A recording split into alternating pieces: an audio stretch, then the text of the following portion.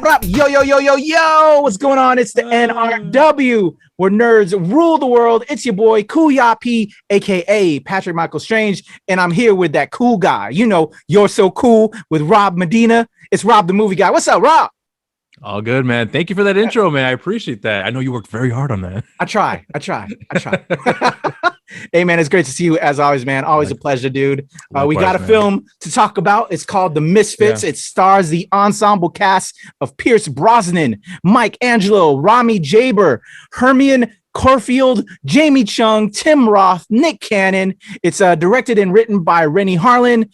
And we're going to check out the trailer right now, and then we're going to talk all about the film. So let's start to the trailer, The Misfits. Here we go. Caught me a little off guard. I was just notified about this. 440, open 312. Where's Pace? We've searched top to bottom, and Richard Pace isn't here. Hey!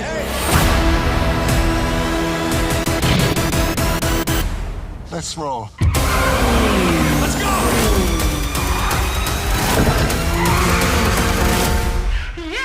My, would you look at this? You don't have to come with us.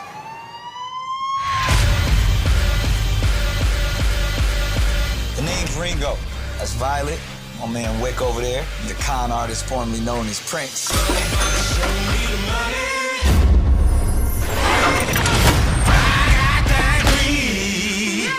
Let's cut to the chase here, shall we? We got the same piece of crap on our shoes. Warner Schultz. He owns prisons in the Middle East. Facility state of the art. One of the most modern prisons on Earth. There's millions of dollars worth of gold in one of those locations. We can try and stop that gold from financing terrorism. Steal their gold, stop the terrorists. Let's go to prison, shall we?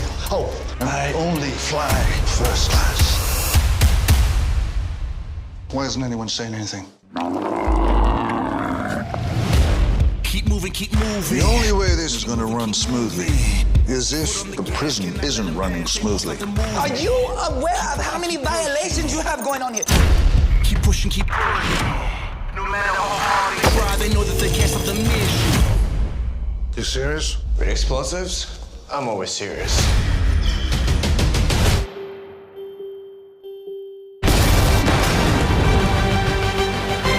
Total lockdown.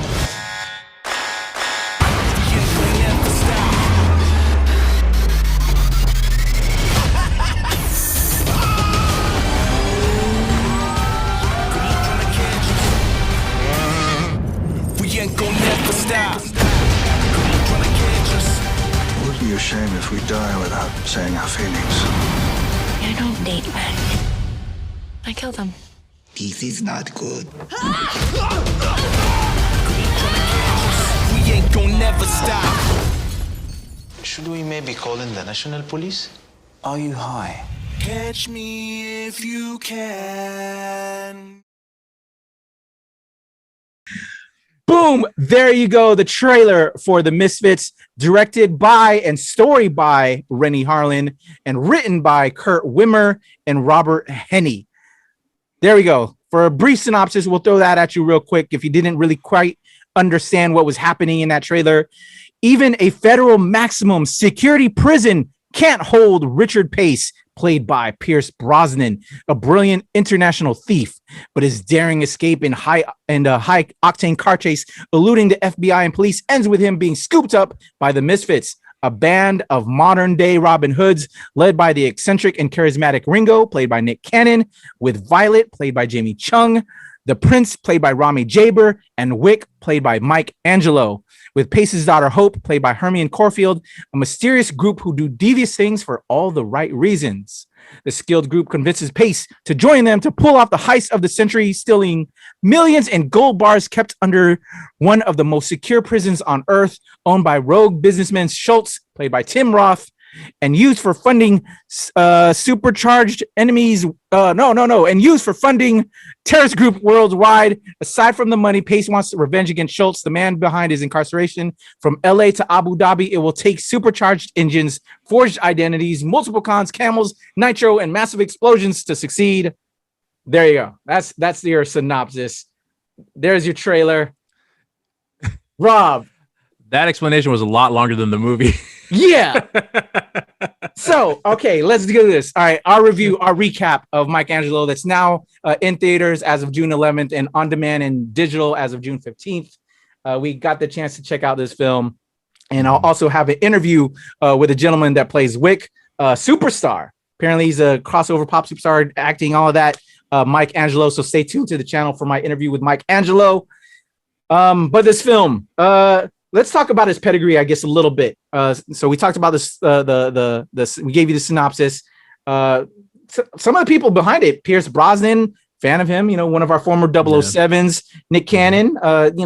Liked him more on the Wild and Out stuff. Although I did enjoy the Drumline? Drumline. That kind of put him on the map. Jamie Chung, big fan of hers ever since she was like a reality star on MTV, then dipped into acting. She was most recently in Lovecraft Country. Fan of her. Some of the other actors, I kind of seen them in other things. Rami Jabbar, I remember him being kind of like a sidebar actor. But in regards to this film, talking about these characters within this film, I think the title is appropriate, The Misfits. Because it's kind of like a wild band that you would never expect of these people to put together in like this kind of a project. For me, it's to kind of talk about the characters and this film in general. It's a poor man's Ocean 11. However, it's not really a poor man's Ocean 11 because to me, they had all the money in the world to put these kind of actors and this talent together and production behind it, but they failed. That was it from that. That's to me, this film. It's a lot. It has the gloss, it has the shine, but the story just didn't compute. I think, the script didn't compute. I think the plot, the idea behind it is a good idea. Like, let's do a modern day Robin Hood. Let's have these characters come together. But I think it was miscast in ways. I agree. Nick Cannon. I didn't buy him as. I didn't buy him. He did. These characters didn't fit all together. You know what I'm saying? These characters didn't fit to me, especially Nick Cannon. He was too cool to be in this group. Jamie Chung played her role. But it was kind of forgettable. Most of the other characters were forgettable. They try to build them up, give them their own moments, but at the end of the day, it didn't work. And they started off with Nick Cannon, but then it was more Pierce Brosnan's story, and he really wasn't. He phoned it in to me. So that's kind of my take. Let me throw it at you, Rob. I've been talking a lot. Yeah, it's fine. Okay. So I'll be honest with you. I was somewhat excited about the movie because I actually am a fan of the director Renny Harlin. I was excited too. So, and the screenwriter Kurt Wimmer, I'm familiar with his work that he did for the movie that he also wrote and directed called Equilibrium with Christian Bale. I think Samantha Morton, a few other people. Tay Diggs, I think, right now. Tay Diggs was in the film. Yes. Thank you very much. Yes, that is a great movie. So the guy has some solid credibility, right? So when I saw the name, I was like, okay, Renny Harlin, Kurt Wimmer. Yeah, it's an interesting mix right there. I'm curious to see what they're gonna do. They're definitely taking it in a much more, kind of like a balance of like young and old. Group of people doing good for society, if you will. But I have to agree, man, I was a little underwhelmed by the movie, primarily because it's a lot of exposition, and with the exposition you get, all that time I felt like they could have used during the exposition, focus more on the characters, get the development rather than point 8 this and this. But here's your meal. Let's spend some more time with them. And when we do, it's mainly with Pierce Brosnan's character. But I kind of have to agree. Maybe he was phoning it in, or maybe he was just having fun, considering the fact that he's out. Pretty much got paid pretty penny for that role. And I wouldn't rag on him for that because he did a good job. He's a solid actor. So to me, it was a pretty solid performance, but it was just an average one for me in comparison with some of the other stuff he's done before in the past. Yeah. So it's a mixed bag for me, man. I lean more towards like it's not a film I would go back and revisit, but it's definitely a film that I would, if I were to check it out, if it was on TV, I have nothing to do, I think I would sit down and watch it just for what it is and give it another viewing for that under those circumstances there. Yeah, so you'd give it another viewing. I mean, I don't hate the movie by any means. Yeah, I wouldn't say I hate the movie. I was disappointed. I was let down because just it had that gravitas that had all the markings of a film I want to see. The look, the visuals, the cast. But then, yeah, to me, the biggest thing, the cast didn't fit. So it kind of mirrored its title, The Misfits. It didn't gel as much as I would like it to be, because it had that, like, again, Ocean's 11, Ocean's 12, kind of get these different type of people, put them all together, let them have fun. And they did in certain instances, but yeah, it just didn't all come together. But I wouldn't say it was, exactly the worst film I've seen. And we've seen some worse films this year, but it was just, I was let down, and it was just okay. But I don't know if I would suggest it. So with talking some of the negatives, what are some positive things about it? What did you like about the film in particular? I mean, the film is shot pretty beautifully. Rennie Harlin I think has a good eye for making a film look really glossy and pretty epic, because it definitely did have that feel, epicness to it that I thought was really good. I just, the only thing, I mean, I'm kind of going back with the negatives here because it's leading up to my positive that I want to point out is that I felt like the film was really hollow, and I'm saying that because the characters were interesting. If when you listen to their story, when you get that exposition, there's some interesting shit about them, but they did nothing with that, and I thought that was a missed opportunity for me when it came to the execution of the characters' development, which there practically isn't any if you think about it. But as far as all the other positives concerned, there were some funny moments. I'll give them that. And there were some pretty good moments where you do have one or two, I would say, character moments where you get to really get a feel for where the relationship between Pierce Brosnan and his daughter in the movie, although I thought it was kind of handled it wasn't handled all that well, but seeing those nice moments between them, having the conversation, I thought really worked really well at that moment. But after that, I just forgot what had happened because all the other nonsense ended up happening after that. So that's really the biggest positive I can take away as of right now that I can think of. I don't know if you want to add anything else to that. For me, the movie had just, again, it's a good idea. It had good intentions. I like the concept. And like you said, the exposition, it seemed like they must have had like two different scripts. And then at the final editing pace, it didn't all come together in the final edit. Like there was that, like they finally realized they were missing some parts. Because they wanted to give all these characters together, but then when it came to the ending, it, like I'd say at the midpoint to 75% into the film, it just fell apart for me. Because that climax, the finale, just came out of nowhere for me personally. I like what, and now I'm here. I didn't quite get it to get to that point, and their whole thing to get these bars to help stop these world crimes and everything. It just, and I don't know where exactly I can put the blame on. Like I generally put things at the script, the final screenplay, because the plot, the idea behind it, I think is awesome. But then my biggest weakness is like the character, the characters, Nick Cannon didn't fit. I think it was a huge miscast for me. Yeah, I agree with you on that. But I think the premise, the idea that to me is the best part of this film. Like I know what they were trying to do, but it just didn't land at the end of the day for me. Yeah, well, it's funny because when Nick Cannon, he starts off with narrating the movie, and he comes off as like this as this like really cool guy who is suave. So I thought that with that aspect of the character that it would serve a purpose for the film, but then he just kind of became he became sort of like a joke, where he's just being in disguises and putting on accents, and pretty terrible in my opinion. And then at the same time, he's just like, like what's going on? I don't like. He's almost as if though he's the goofy guy in certain moments of the of this whole mission that they're on. But in the beginning of the film, that wasn't the case. He's this like guy who has his shit together. He knows what's got to be done. He's got the right people involved. Mm-hmm. But halfway through the film, that kind of shifted, and that was one of the biggest problems for me with the film is that there's an inconsistency with a lot of these characters, and the ones that you don't get inconsistencies from, you don't spend enough time with them anyway, so you really don't notice them. That's it. Yeah. You know what? You nailed it right there. You know what? You're right. It's like if you start off with something like that, you expect that character to be the lead throughout. How it shifted from Nick to then Pierce. It's almost as if somebody, I guess, at the top were like, you know what? We need to rewrite this, re-edit this to now make it Pierce Brosnan for the rest of it. Kind of has the fingerprints all over that. Yeah. Because that's that now kind of makes it all come to why I have such a problem with Nick.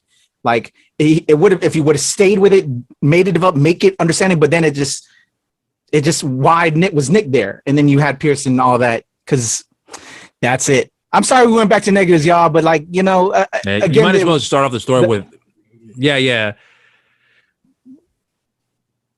I was just gonna say that it might as well just stick with Pierce Bronson at that point, because if the story is solely focused on him for a good chunk of the film, just start off with him. Yeah, it's the way I see it, but yeah. So let us know what you think. I mean, is there any other positives you get to? That's all. I think the idea was good. Other than that, there's some couple moments in here with Mike Angelo, who I will be talking to, knowing that he's a pop star singer and all that. They incorporated elements of him when he was able to do kind of that kind of quirkiness that is his. I'm assuming is the real Mike Angelo. You could see that genuineness when he did that within the film. That it kind of took you out of like this whole film though, because it didn't kind of make sense in the scene. That because you're supposed to be doing this, and then all of a sudden here this guy's doing that. But then when you see that, that's, to me, you can tell when that's genuine people. So it takes us out of the film, which it shouldn't do. But then you like, oh, okay, if you're a fan of this person or whatever, I can see that. So I guess it was kind of fan servicing to those fans of his at those moments, but you shouldn't do that when you're doing a film. So that kind of turns it into a negative, but I could enjoy that, you know what I'm saying? Because I can tell genuineness in people. So that would be a positive, but, and just like the visuals, the scenes, those are pluses, but we're coming to escape. I couldn't escape when I see these glaring things in a film. Yeah. So those are my thoughts, man. I wish I could give more at that. I wish they, if they want to revisit this, if they want to do a Misfits 2, just nail the script and follow the script. Don't give us a film that feels like it's two different scripts all at one time, and maybe recast Nick Cannon. I don't know, or stick with one, focus on Nick, or give everybody equal time where it develops right. That's the problem, and that's what's the sad thing, because like you said with Kurt Wimmer, his background, as a writer, having done the screenplay. But I thought Rennie's idea for the film was good, since he had the basic story idea and directed it beautifully. But, you have to edit that all together into a cohesive piece. And that's where it fell through for me. Yeah. Same here. Yeah. So Rob, final verdict. Would you recommend? Yeah or nay? Yeah. I mean, I think there's an audience for this type of movie. And I think if someone were to watch it, who doesn't really care for all the details like you and I focus on, I think they may enjoy it for what it is and have a good time with it. And so in that regard, I think, you can recommend a movie like that. But, for action aficionado like myself, who was really into the genre, when I look at this movie, I'm like, doesn't really call my attention. But, if it comes on TV and there's nothing to do and I'm sitting there just to watch it for what it is, I think I can enjoy it for that under those circumstances. So gotcha. That's how I would view it. Yeah, for me, I don't know if I could recommend this movie, and because I've seen it again, I don't think I'd give it more minutes. So there's where I'll end up on this one, man. There's our review for the Misfits. Are we Misfits? Are we wrong? Are we being excluded from the club? Are we the actual Misfits because we didn't like this film? Let us know in the comments. Rob, why don't you tell them what you have coming up and where they can catch you, man? Well, you can follow me on follow me. You can catch my new show, You're So Cool with Rob Medina, on the channel. In fact, I got an interview with my boy that just dropped. So by now you should already watch it and learn more about Mr. Kuya P himself and all the shit he's done in the past with all the films he's been in. I'm just saying that as a joke, of course. So check it out. It was a great interview. I had a great time conversing with you about that, and I hope you get people go out there and check it out, because it was a lot of fun, and I hope you guys enjoyed it as well. But you can follow me on my social media accounts. I have a Twitter and Instagram at Instagram Rob_Medina0585, Twitter Rob Medina0585, and Facebook. It's now changed to just Rob Medina. Hey, oh really? Why'd you do that? Decided to be yourself now? I preferred that one more. Okay. Yeah. Rob the Movie Guy, that was something that was a nickname that was thrown in there for me. And I thought, let me go with it. Then after a while, I just got a little I wouldn't say tired of it, but I was like, it's kind of lost its little flavor for me. So I stuck with Okay. Rob and Dean at this point. All right. Well, good to see your true self. It's all love. You're still the movie guy, but you're still Rob and Dean. It's all love, man. But also, hey, don't forget, also follow his You're So Cool. You have You're So Cool Twitter and IG. Yeah. I got you. Man, I got you, bro. I know, bro. Thank you you so much. I keep forgetting about this stuff. Yeah, you can follow me on Instagram with You're So Cool at You're So Cool with Rob and Dina, and then on Twitter, You're So Cool WRM. There we go. There you go. Hell yeah. Follow my boy Rob. It was a pleasure speaking with my boy, and I guess talking about me. I can talk for days if you let me. I can talk. Yeah. So hit me up if you want me to be on your show. I'll talk. It's your boy Kuya P. You can follow me at Strange Since 1977 as well as at Temple Far East over at the Nerds of Color, where we give you the POC perspective within pop culture, as well as my Philippine X show Pal Show, and always here at the NRW and at New Release Wednesday, where nerds rule the world. Your boy Kuya P. Rob Medina, aka Rob the Movie Guy. We're out of here, y'all. Boom. We're out of here, Rob. Deuces, everybody. Cheers.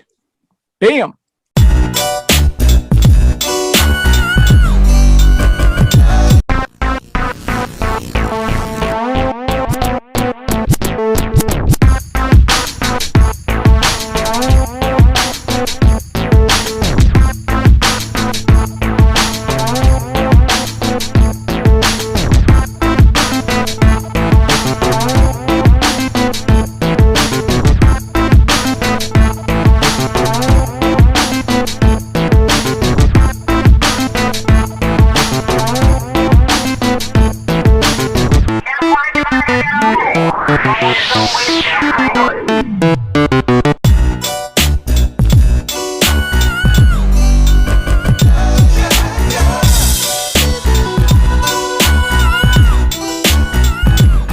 Well, it's the NOC in full color, you see me? The hard knock life, comics, movies, and TV.